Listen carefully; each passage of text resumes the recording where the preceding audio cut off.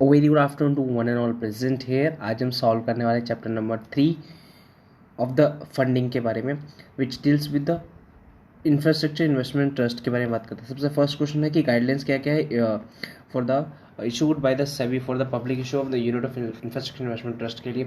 सबसे पहले क्या है कि आपको अपॉइंट करना पड़ेगा मर्चेंट बैंकर। सबसे पहले अपॉइंट करना पड़ेगा मर्चेंट बैंक। हमें क्या पढ़ रहे हैं? Guidelines for the public issue of unit के बारे में, इंफ्रास्ट्रक्चर इन्वेस्टमेंट ट्रस्ट की पब्लिक इशू ऑफ यूनिट के बारे में। उसके लिए क्या गाइडलाइंस? सबसे पहले आपको मर्चेंट बैंकर अपॉइंट करना पड़ेगा। इन्वेस्टमेंट मैनेजर लीड के भी यहाँ पे अपॉइंट करेगा, वन और मोर मर्चेंट बैंकर अपॉइंट करेगा। एटलीस्ट उसमें से एक बंदा जो होगा लीड मर्चेंट बैंकर होगा, वो अपॉइंट करेगा बाकी इंटरमीडिएट्स को। ठीक है, in consultation lead merchant banker to other obligation को कंप्लाई करने के। नेक्स्ट बात करते हैं ड्राफ्ट ऑफ डॉक्यूमेंट के बारे में। जैसे ही पब्लिक से कमेंट आया, सेबी से ऑब्जर्वेशन आ गया, हम draft of document, final draft of document जो भी होगा हम सेबी एंड स्टॉक एक्सचेंज को सबमिट कर देंगे। नेक्स्ट बात करते हैं issuance through the book building के थ्रू भी हम इशू कर सकते हैं। बुक बिल्डिंग के थ्रू पब्लिक इशू कर रहे हैं तो उसकी 75% इंस्टीट्यूशनल इन्वेस्टर को जाना चाहिए एंड 25% अदर इन्वेस्टर को जाएगा। इंस्टीट्यूशनल इन्वेस्टर को जो भी शेयर एलोकेट कर रहे हैं उसका 60% अवेलेबल किसके लिए होगा? एंकर इन्वेस्टर्स के लिए अवेलेबल होगा। नेक्स्ट बात करें, इन्वेस्टमेंट मैनेजर क्या करेगा? डिपॉजिट करेगा 0.5% ऑफ द डिपॉजिट करेगा security deposit before the opening of the subscription से पहले। आपको सिक्योरिटी डिपॉजिट करना है किसके पास? स्टॉक एक्सचेंज के पास। 0.5% ऑफ 0.5% ऑफ द अमाउंट जो भी यूनिट ऑफर कर रहा है और 5 crore which ever is lower.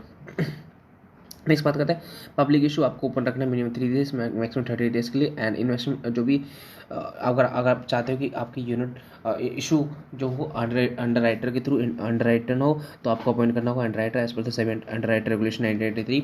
And investment manager क्या करेगा? डिटरमाइन करेगा price in consultation with lead merchant banker के साथ बैठ के, या फिर बुक बिल्डिंग मैकेनिज्म के थ्रू भी प्राइस डिसाइड कर सकते हो आप। रिकॉर्ड रिलेटेड जो भी एलोकेशन प्रोसेस उसका रिकॉर्ड मेंटेन करना पड़ेगा, लीड बुक रनर मेंटेन करके रखेगा।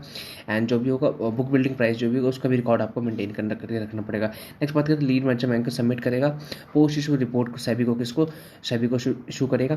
Initial post issue report 3 working days closure के 3 दिन में चला जाना चाहिए। Final post report 15 days from the finalisation of basis of allotment में, और 15 days from the refund of money के केस में। ठीक है, 15 दिन फ्रॉम अलॉटमेंट और 15 दिन फ्रॉम द रिफंड के केस में। नेक्स्ट बात करते हैं जो लीड मर्चेंट बैंकर क्या करेगा? सबमिट करेगा due diligence certificate post issue reports के बेसिस पे along with the post issue report.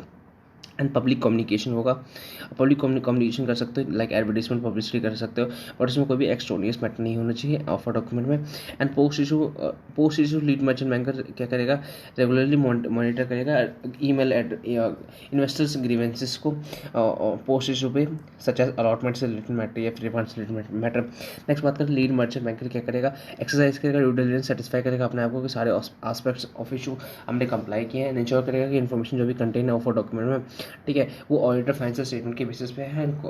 And जो इन्फॉर्मेशन है वो 6 महीने से पुराना नहीं है। नेक्स्ट बात करते हैं, explain the circumstances under which the जो इंस्टीट्यूशन इन्वेस्टमेंट मैनेजर है वो क्या कर सकता है? अप्लाई कर सकता है सेबी को लिस्ट फॉर डी लिस्टिंग के लिए। ठीक है, किसके सर्कमस्टेंसेस में जो इन्वेस्टमेंट मैनेजर अप्लाई कर सकता है किसके लिए? डी लिस्टिंग के लिए इन्वेस्टमेंट मैनेजर आता है यहाँ पर। ठीक है, पब्लिक सबसे पहला आता है पब्लिक जो भी आपकी पब्लिक होल्डिंग है वो स्पेसिफाइड लिमिट से 25% से कम हो गई है। ठीक है, एंड यूनिट होल्डर कम हो गए स्पेसिफाइड लिमिट से, या फिर कोई प्रोजेक्ट या फिर असर्ट्स नहीं है। ठीक है, फॉर द 6 मंथ, और एक्सटेंशन भी आपको 6 मंथ का मिल चुका है फ्रॉम द सेबी। ठीक है, और जो ट्रस्ट है वो प्रपोज ही नहीं करना ही नहीं चाहता इन्वेस्टमेंट, ठीक है, in the near future. And SEBI या फिर डेजिग्नेटेड स्टॉक एक्सचेंज आपको डिसलिस्ट कर दिया, वो अपने लिस्टिंग एग्रीमेंट को वॉयलेट किया, या स्पॉन्सर ट्रस्टी ने अप्लाई किया स्टॉक एक्सचेंज को किसके लिए? डीलिस्ट के लिए। ठीक है, which is have been approve by the unit holder. And सभी स्टॉक एक्सचेंज ने डिलिस्ट कर दिया आपको अगर आपने कोई भी यूनिट होल्डर के इंटरेस्ट के अगेंस्ट में काम कर दिया ना, यूनिट होल्डर भी अप्लाई कर सकते हैं, ठीक है, डीलिस्टिंग के लिए। नेक्स्ट क्वेश्चन बात करते हैं, इंटरमीडिएट्स कौन कौन इन्वॉल्व होता है इंफ्रास्ट्रक्चर इन्वेस्टमेंट ट्रस्ट में? Merchant banker, advisory agency the registrar to issue syndicate members, public issue bankers, escrow collection bank, these are the intermediates involve. Credit rating agencies and registered broker, these are the intermediates involved। इस बात है role of the stakeholder in the infrastructure investment trust. Role क्या होता है? Stake holder sponsor क्या करता है? Setup करता है, इंटरमीडिएट्स को अपॉइंट करता है, मिनिमम जो होल्डिंग है यूनिट की वो होल्ड करता है। इन्वेस्टमेंट मैनेजर का काम है इन्वेस्टमेंट डिसीजन लेना, ठीक है, असेट से रिलेटेड इंश्योर करना कि असेट जो है प्रॉपर लीगल टाइटल है, ठीक है, एंड वैलिड एंड बाइंडिंग है। प्रोजेक्ट मैनेजर का काम क्या होता है कि ऑपरेशन एंड मैनेजमेंट असेट्स का ऑपरेट करना, उसको मैनेज करना, एंड कंस्ट्रक्शन एंड जो भी कंस्ट्रक्शन प्रोजेक्ट इंश्योर करना कि उसका प्रोग्रेस एंड डेवलपमेंट के बारे में। एंड नेक्स्ट बात करते हैं ट्रस्टी का क्या ऑब्लिगेशन, ट्रस्टी क्या करेगा। ट्रस्ट जो भी ट्रस्ट की जो एसेट्स होंगे ट्रस्टी के नाम पे ही होंगे, and benefit of unit holder के बेनिफिट के लिए होंगे, एंड ट्रस्ट इंश्योर करेगा कि मैनेजर्स मेक्स टाइमली पेमेंट कर रहा है to the unit holder. Next question है, अगर इंफ्रास्ट्रक्चर इन्वेस्टमेंट ट्रस्ट रेज करता है fund by the way of private placement, in what case, condition क्या है प्राइवेट प्लेसमेंट के लिए।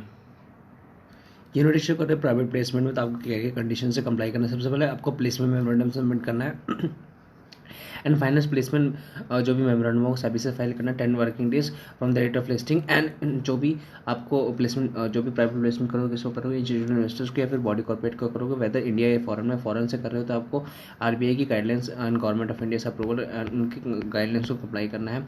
मिनिमम इन्वेस्टमेंट कितना होगा, 1 करोड़ रुपीज़ का मिनिमम इन्वेस्टमेंट होगा। एंड अगर if such private place infrastructure investment trust और propose to invest not less than 80% आपको वैल्यू किस में होगा, कंप्लीटेड एंड रेवेन्यू जनरेटिंग होना चाहिए। मिनिमम इन्वेस्टमेंट कितना होगा, 25 करोड़ मिनिमम इन्वेस्टमेंट होगा। Minimum investment from the one any investor, एक इन्वेस्टर से कितना आएगा, 1 करोड़, ठीक है। मिनिमम कितना होगा, 25 करोड़। नेक्स्ट बात करते हैं नॉट लेस देन कितने इन्वेस्टर्स होंगे in case of private placement, minimum 5 maximum 1000। And चल फाइल प्लेसमेंट में उन्होंने फाइल करेंगे सभी को अलॉन्ग विद एप्लीकेशन का फीस सबमिट करेंगे ओपनिंग ऑफ इशू 5 डेज के पहले, ठीक है। एंड इन प्रिंसिपल अप्रूवल भी लेना आपको किससे, ठीक है, स्टॉक एक्सचेंज से, ठीक है। और जो भी या तो आपने इन प्रिंसिपल अप्रूवल लिया है, इन प्रिंसिपल अप्रूवल के 3 मंथ के अंदर ही आपको जो भी यूनिट है इशू कर देना, उसके बाद नहीं कर सकते, ठीक है। नेक्स्ट बात करते हैं प्रोविजन रेगुलेशन 3 के प्रोविजन के बारे में बताते हैं। रेगुलेशन 3 बात करते हैं मैंडेटरी रजिस्ट्रेशन के बारे में कि कोई भी पर्सन इंफ्रास्ट्रक्चर ट्रस्ट की तरह बिजनेस ओपन नहीं कर सकता है without obtaining registration from the SEBI.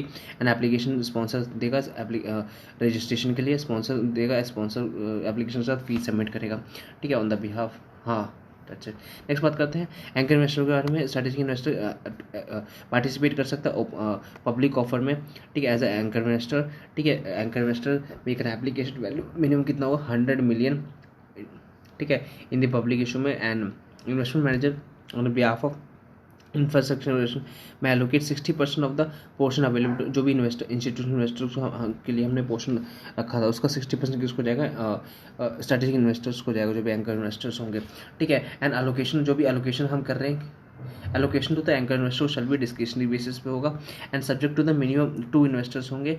अगर 2 इन्वेस्टर्स हैं तो up to 2.5 million US dollar हमें क्या करेंगे, हाँ 2.5 मिलियन INR हम उसको क्या करेंगे, डिस्ट्रीब्यूट करेंगे। अगर मिनिमम इन्वेस्टर्स 5 हैं तो एलोकेट कितना होगा, एलोकेशन 2.5 बिलियन INR से भी ज़्यादा हो सकता है। नेक्स्ट बात करते हैं number of unit allocated and the allocation price shall be disclose करना होगा आपको वेबसाइट पे, स्टॉक एक्सचेंज को स्पॉन्सर की स्टॉक एक्सचेंज वेबसाइट पे, इन्वेस्टमेंट मैनेजर की वेबसाइट पे, मैनेजर की वेबसाइट।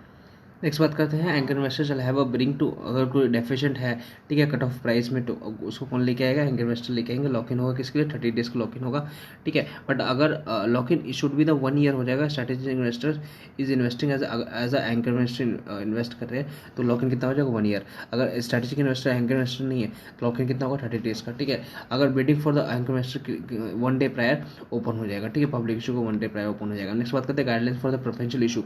अगर प्रेफरेंशियल इशू कर रहे हो उसके लिए क्या क्या गाइडलाइंस, सबसे पहले जो भी प्रोफेशनल इशू कर रहे हो वो 12 मंथ में कंप्लीट हो जाना चाहिए from the passing of resolution, कि 12 मंथ में आपको प्रोफेशनल इशू कंप्लीट होना चाहिए। अलॉटमेंट जो भी होना चाहिए वो 12 डेज में कंप्लीट हो जाना चाहिए, ठीक है। डीमेटेरियलाइज फॉर्म में होना चाहिए, जो भी यूनिट इशू करोगे डीमेटेरियलाइज फॉर्म में होगा। मिनिमम सब्सक्रिप्शन कितना होगा एंड ट्रेडिंग लोड कितना होगा, प्रोफेशनल इशू के केस में minimum subscription and trading load for the unit to be issued in a preferential issue shall be same that unit issued in the IPO case में जो भी initial offer में जो भी होगा वही प्रेफरेंशियल अलॉटमेंट होगा। मिनिमम एंड मैक्सिमम इन्वेस्टर्स कितने होंगे, ठीक है, मिनिमम 2 होंगे, मैक्सिमम 1000 इन्वेस्टर्स होंगे प्रेफरेंशियल अलॉटमेंट में।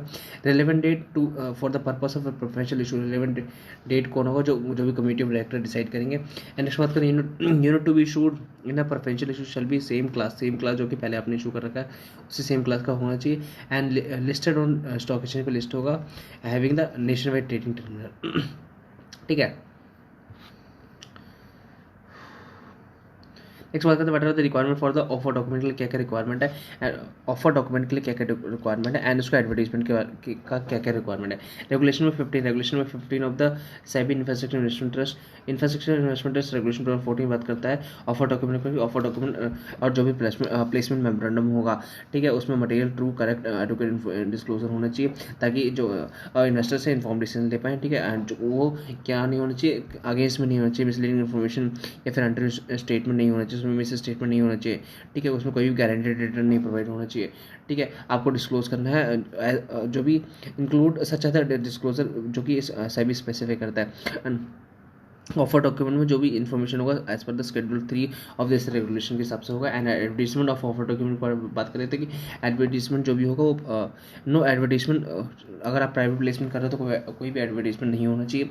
एंड एडवर्टीजमेंट जो भी होगा ऑफर डॉक्यूमेंट में वो कब होगा, ऑफर डॉक्यूमेंट कब होगा, पब्लिक इशू के टाइम पे ही होगा, एंड उस टाइम पे आप misleading information and extraneous information नहीं दोगे। ऑफर डॉक्यूमेंट में पॉजिटिव हाईलाइट्स दे रहे तो साथ साथ में आपको नेगेटिव एंड रिस्क फैक्टर को भी इक्वल इंपॉर्टेंस देना है। Next shall be in accordance with the circular and guidelines issued by the SEBI की अकॉर्डेंस में ही एडवर्टीजमेंट होना चाहिए।